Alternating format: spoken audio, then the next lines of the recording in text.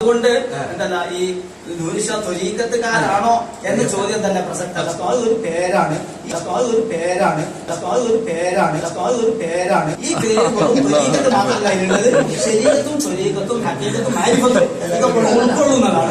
അതെല്ലാത്തിനും കൂടി ഉൾക്കൊള്ളുന്ന ഒരു തന്നെ ഇത് മനസ്സിലാക്കണം. ശരിക്കും ഇത് യാഥാർത്ഥ്യം പറഞ്ഞത് ഉൾക്കൊള്ളുന്നതിന്റെ പേരാണ്. പേരുന്ന അടിച്ചു തൂങ്ങണയിൽ ഒരു പ്രസക്തി ഇല്ല. പേരെന്തെങ്കിലും സാധാരണ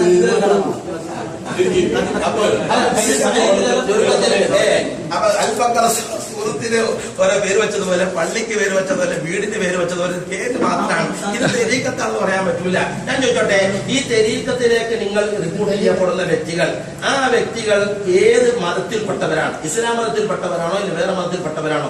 ഇസ്ലാം മതത്തിൽപ്പെട്ടവരാണെങ്കിൽ അവർ ശരീരത്തനുസരിച്ച് ജീവിക്കുന്നവരല്ലേ?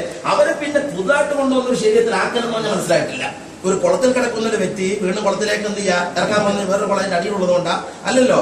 ഇയാൾ ശരീരത്തിൽ ജീവിക്കുന്ന വ്യക്തിയാണ്, ഇയാൾ ശരീരത്തായി ജീവിച്ചുകൊണ്ടിരിക്കുകയാണ്. ഈ ജീവിച്ചുകൊണ്ടിരിക്കുന്ന വ്യക്തി നിങ്ങളിങ്ങനെ കൂട്ടമായി കൂട്ടിയിട്ട് ശേഖാനും റബ്ബിയാണ് ഒലക്കാണെന്നൊക്കെ പറഞ്ഞ് നിങ്ങളിങ്ങനെ കൊണ്ട് നടക്കുന്നുണ്ടല്ലോ. ഇതിന്റെ പേര് ശരീരത്താണ് എങ്കിൽ പിന്നെ എന്തിനാ നിങ്ങൾ തബ്ലീഗ് ജമാഅത്തിന്റെ രൂപത്തിലാണോ?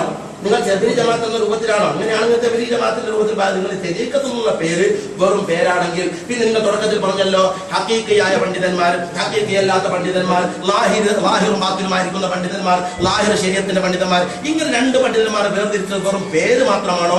അല്ല ശരീഅത്തും തെരീക്കത്തും എന്ന് പറഞ്ഞ രണ്ട് വകുപ്പുണ്ടോ ഇല്ലയോ? ഹഖീഖത്ത് വേറെ വകുപ്പുണ്ടോ ഇല്ലയോ? എല്ലാം കൂടെ ഒന്ന് തന്നെയാണ്.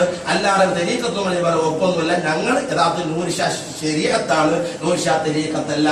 ഞങ്ങൾ തെരീക്കത്തുമാണ്, ശരീഅത്തുമാണ്, ഹഖീഖത്തുമാണ്, എല്ലാമാണ്. ഈ പറഞ്ഞ പൊട്ടീസ് പറയലാണ്. മനസ്സിലായില്ലേ? ഇത് സാധാരണക്കാരുടെ മുമ്പിൽ പൊട്ടീസ് പറയാൻ പറ്റും.